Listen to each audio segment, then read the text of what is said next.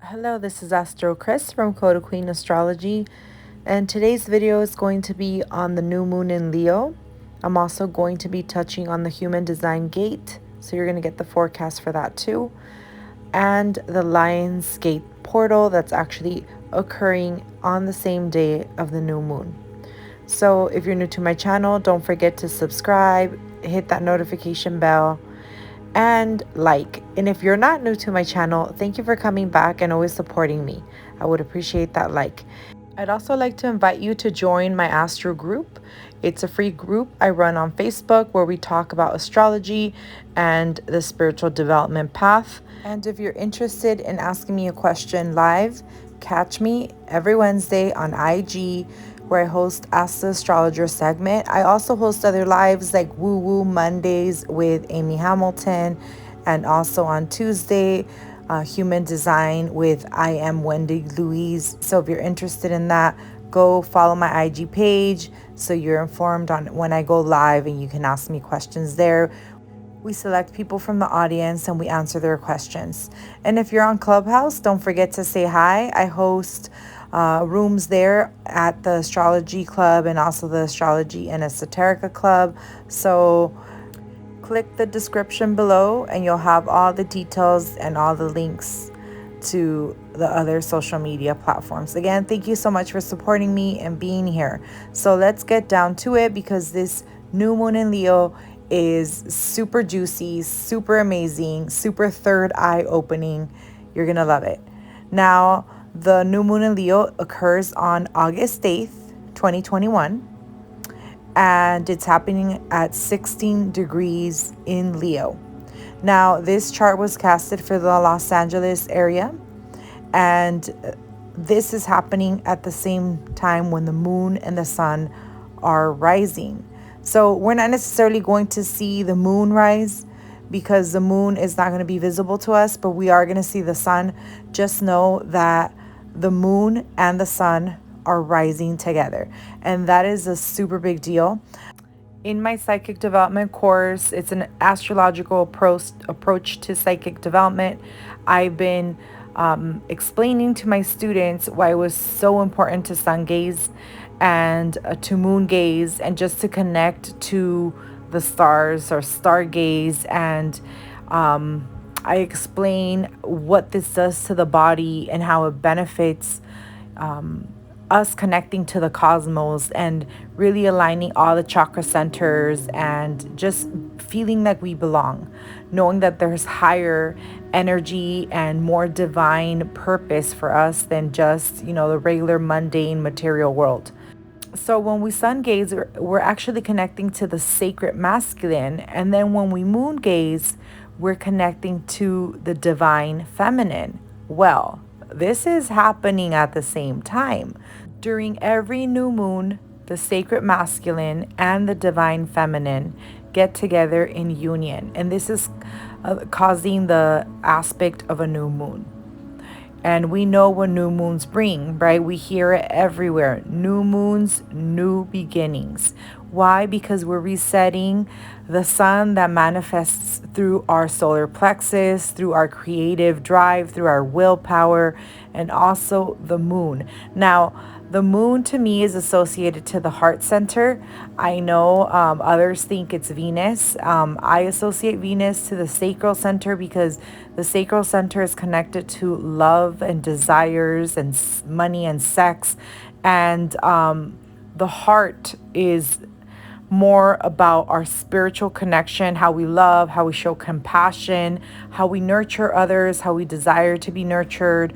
So the energy of the moon fits better for me in regard to that chakra. But I do believe some of the planets kind of co-rule the chakras, and Venus could be the co-ruler, but the main ruler for me would be the moon. And if the moon correlates to the heart center, the heart chakra, and the sun correlates to the solar plexus, we're looking at the energy of the material chakras, the last one, connecting to the heart chakra, which is the first gate to all the intuitive chakras. And all the chakras have a level of intuition. There's some more intuitive than others, but This is connecting from the bottom to up. It's like the bridge between the two. And we're having the moon and the sun unite in the rulership of the sun. Now, which the sun helps the moon in regard to the expression of dignity, because the moon is in the sun's rulership, and it's also occurring in the first house, so it's very strong.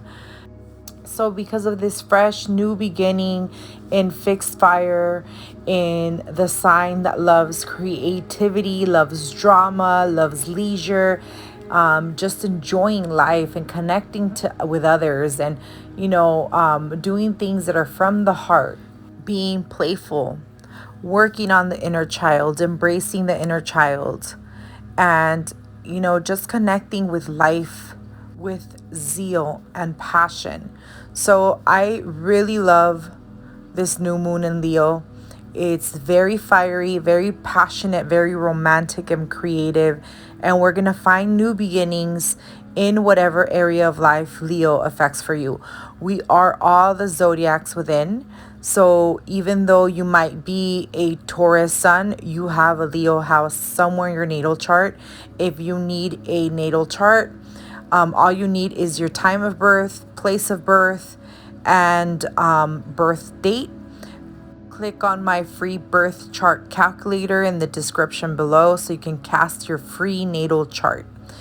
This way you can take note what house in your chart is being activated and being called to create more expressively, and just set new beginnings, new intentions, welcome new energy in this house of Leo for you. I would also like to invite you back. I post weekly videos. I get lots and lots of comments of my followers letting me know how they're learning so much. So at first you might be a little lost, but don't worry. As you watch these videos and watch other astrologers, other YouTubers here, you'll start getting the hang of things. And, in a blink of an eye, you'll learn astrology language. You'll learn and you'll feel much more connected. Now, the Lionsgate portal is very auspicious because this portal is connected to the energy of the Sphinx in Egypt. Now, we know that that represents a lion type of energy, and there's also the pyramids there. There's a cosmic alignment that happens with Orion's belt, and Sirius comes in and completes this alignment. And the Nile River was seen, or metaphorically seen, as a river of cosmic energy that will flow into the pyramids. And this would happen when the star Sirius will rise right before the sun. Now, Sirius is located in the constellation of Cancer, so it's not in the constellation of Leo. The sun actually conjuncted Sirius at 13-degree Cancer, and that was around July 4th. So, in some places of the world, July 5th. So this is not the conjunction to the Sirius star. This is the rising of Sirius right before the sun rises. And this is known to be an auspicious omen. It was actually worshipped by many civilizations around the world. We have the Mayas that also created a set of pyramids, the same 3 pyramids aligning to the stars. We have other African tribes that would do the same thing, and even in China they have another alignment there. So this was something that was practiced throughout centuries around the world, and they all revered to this star. So particularly with the alignment to the pyramids of Giza in Egypt, the rising of Sirius, depending on the color, depending on how and when it would rise, it doesn't always rise on 8/8. It rises on different days, and this is due to the precession of the equinox, and it goes into astronomy, and I'm not going to go that route. It'll get too long. But just trust me, that's the reason why sometimes it fluctuates in the rising. And they were waiting for this omen because they depended heavily on the Nile flooding. They needed the Nile to flood. The Nile was a natural irrigation system. So the Nile flooding would create abundance. So if they had a year where the Nile will overflood, that meant that they had enough water to water their crops, thus feed their people. And back then, food was abundance, right? No food, you starve. No food, you have illnesses. So food was abundant. So when the Nile would flood and this nice cosmic energy of the Nile would reach the pyramids, this was it for them. This is the biggest omen that they can get, was this is going to be a good year.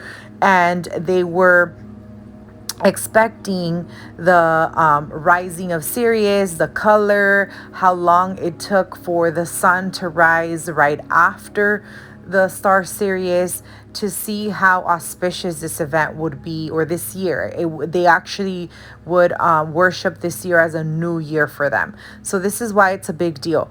There's other reasoning behind why this day was also worshipped, and it has to do with the meaning of the star Sirius. So it's believed that we had a lot of ascended masters come from this star, and this means that the energy of this star is very high vibe, and the alignment, because it is one of the brightest stars in the sky that we temporarily see based on the position. We don't see it often. When it does shine upon the visual eye, we are connecting with the cosmic energy. We're connected with higher beings, with higher vibe, which can essentially open our third eye. And this is why I'm actually hosting a event. You can find the link in the description below if you want to RSVP. It's 1888. I even matched the numerology. And during the event, I'm going to be explaining more about the significance and the meaning of this auspicious alignment, how to identify it, and also how to use it, and going over people's charts. This is not going to be a reading, but whoever signs up, because it is going to be a very small workshop, I'm going to see if you have this astrological alignment in your chart. And this is going to be way more significant. I actually have noticed that when I host events like this, a lot of the people that end up signing up, they always have a connection to either the event or the what it is that I'm teaching. So I find it very interesting that the universe just calls these people in so they can learn more about their chart. So I hope to see you there if you're one of the people that needs to hear this message. After that, we're also going to do a group Reiki meditation. So we can clear and align and just, clear out all the chakras from blockages to allow divine cosmic energy to flow into us. So that's enough about the Lionsgate portal. But just know that it's very auspicious because this alignment doesn't often happen with a new moon. So last year we did not have a new moon on the Lionsgate, and actually last year the moon was disseminating, so it was a different vibe, but it was very auspicious. I also held an event that year. So this time we're looking at new beginnings. Now it's no time to start new things, so I am going to be providing a handout to everyone that signs up so they can follow some manifestation steps that are going to be performed up until the day when Sirius rises, because even though this is an event that is said to happen on August 8th, it's not necessarily happening on August 8th. We are expecting Sirius to rise on around the 12th, 13th of August, and it should be completely visible up until August 17th, and then from there it starts diminishing in invisibility. So we have about a week after August 8th to do the manifestation, which also matches with the new moon cycle. New moons are not about manifesting. We manifest when the moon is born as a crescent, which happens about at least 2 days after the new moon. So we do want to witness a small little crescent moon shining bright in the sky, very lovely, so we can then start manifesting our intentions. We don't like manifesting during the dark moon because the dark moon is about releasing.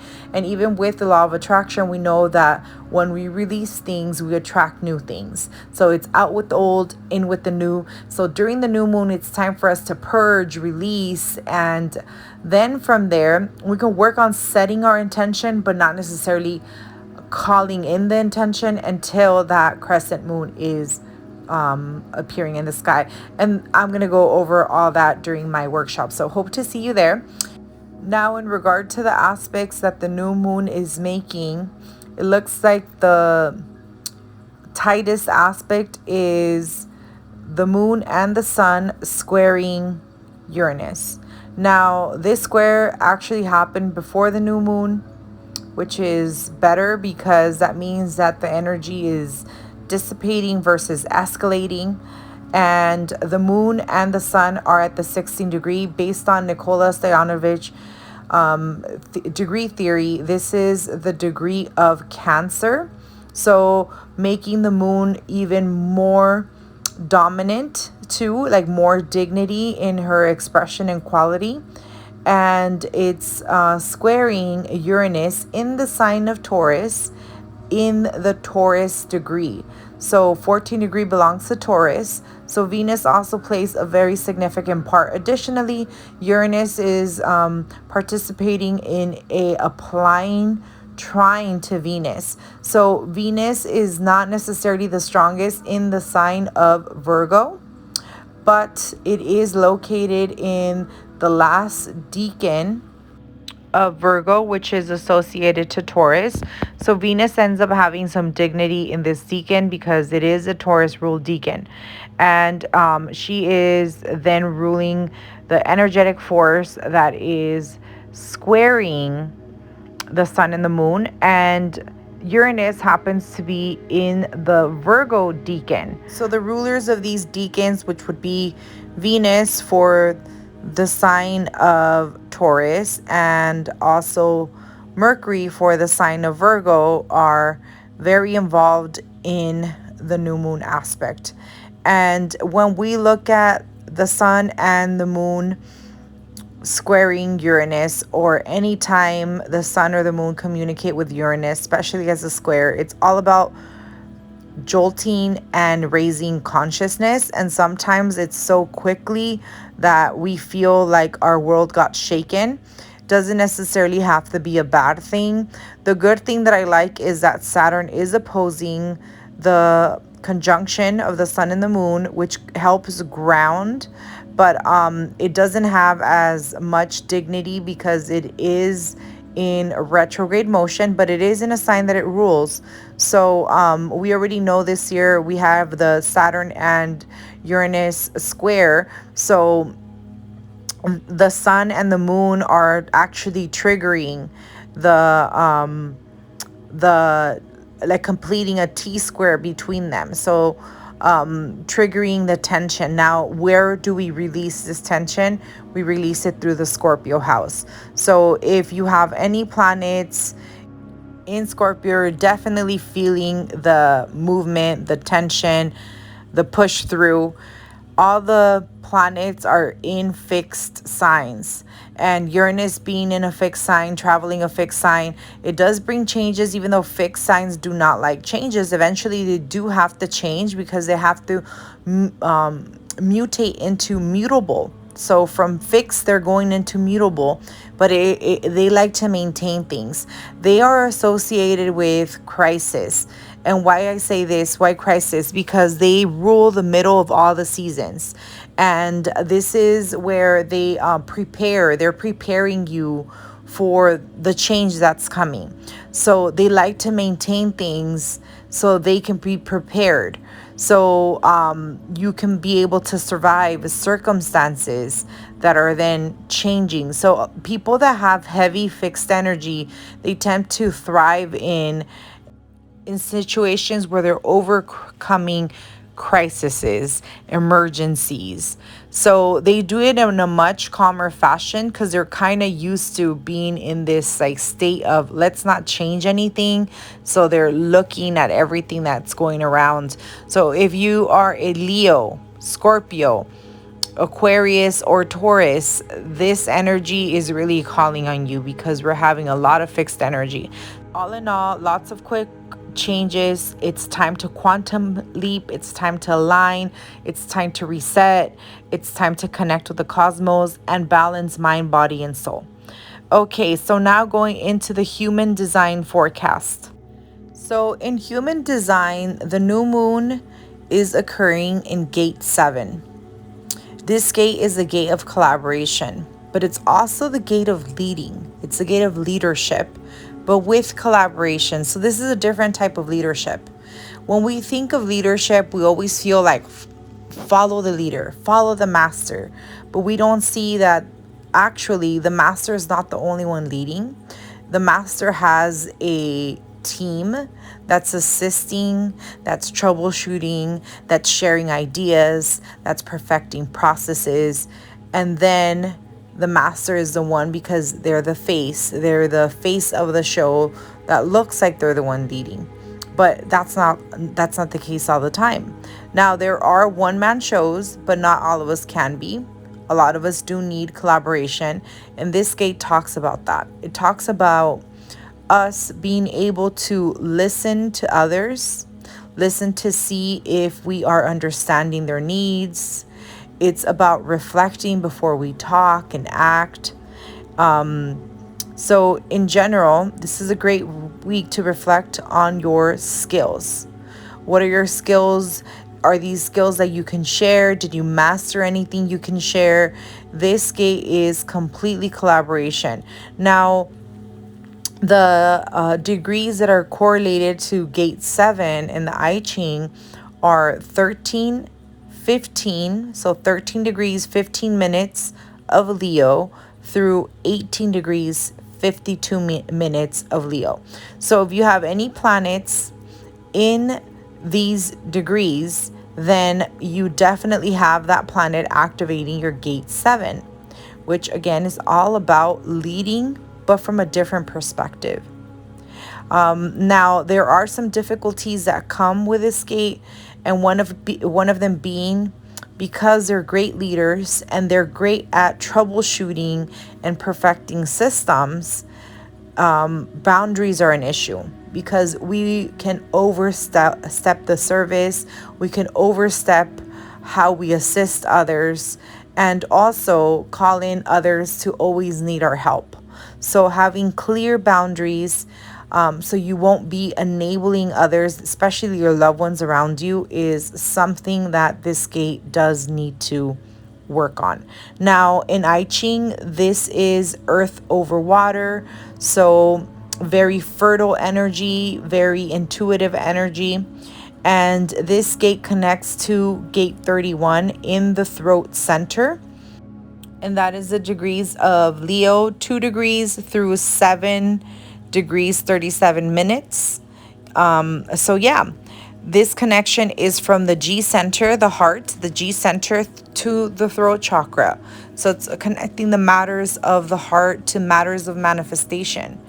Even through human design, we're seeing that the same pattern is being repeated, that this new moon is asking us to align, asking us to speak our truth, manifest, and collaborate with others so we can be part of a bigger purpose, bigger energy. Now, the challenge of this gate is to master the need to be in front, to be the head of the line, to be the leader. The perspective that needs to be taken is, how is it that you are allowing yourself to serve through building collaborative teams, through influencing others, through assistance, and leadership versus commanding and power. And also to be at peace with serving through leadership and collaboration.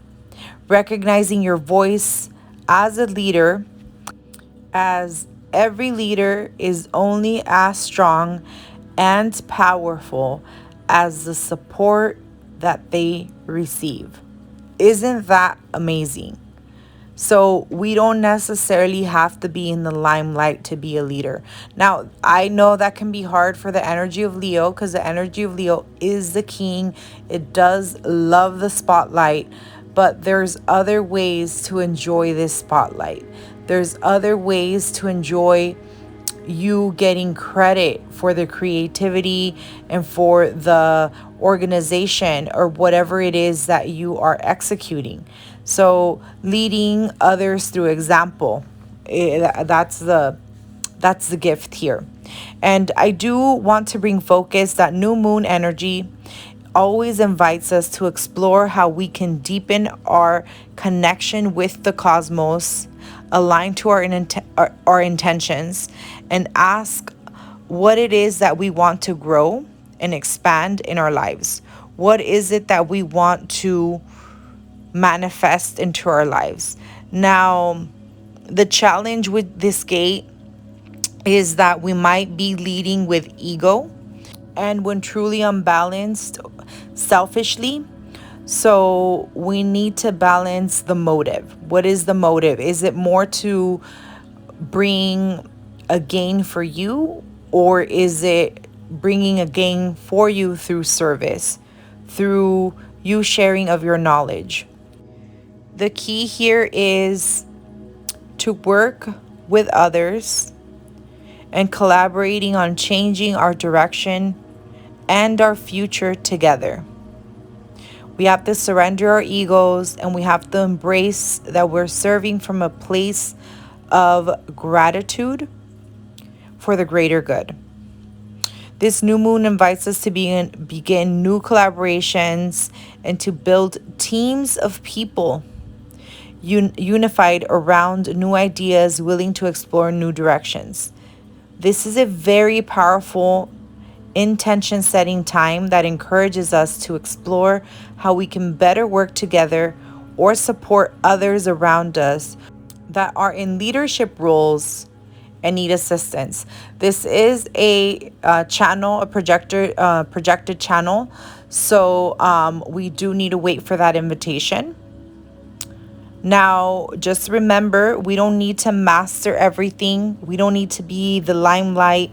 The key here is to be in leadership as a collaboration. It's for you to be able to thrive together, not just for your ego's sake. I am the leader. I am the power. This is a collaborative effort. Just remember, the chief of staff is often more powerful than the president. So this gate talks about the energy to unify people around us with an idea that influences direction of leadership. Let's contemplate on what are our gifts and strengths. How can we help others with our unique gifts and strengths so we can help them lead? How do you feel not being the limelight of the leadership and taking the collaborative road? Do you feel powerful? Do you feel influential? Or do you feel unworthy? Make a list of times when your influence has positively directed leadership. Contemplate on this. What happened? What did you do? How did it make you feel? This is going to tell you a bit more about how you can express these leadership skills. Now, this energy is not going to be strongly felt for anyone that does not have this gate activated in their chart, but as a transit, we're all feeling and we're all being called to do this. This is going to last up until August the 11th, when the sun goes into gate 4 and changes the transit energy. The affirmation for this gate is, I am an agent of peace who influences the direction and organization of leadership. I unify people and ideas around me. I influence with my wisdom, with my knowledge, and with my connections. I am a team builder, a collaborator, and I organize people in ways that empower and support them in creating a collective direction rooted in compassion. Amazing. Well, thank you guys so much for being here, and I hope you enjoy this. And if you liked it, please don't forget to like, subscribe, comment below. Let me know if you have this gate activated or if you have any planets around this 16 degree of Leo. Happy manifesting, and I hope to see you there. And if you like this video, you might like these other two, so check those out. Take care. Lots of love and abundance. Always AstroKrys. Take care. See you guys later. Bye.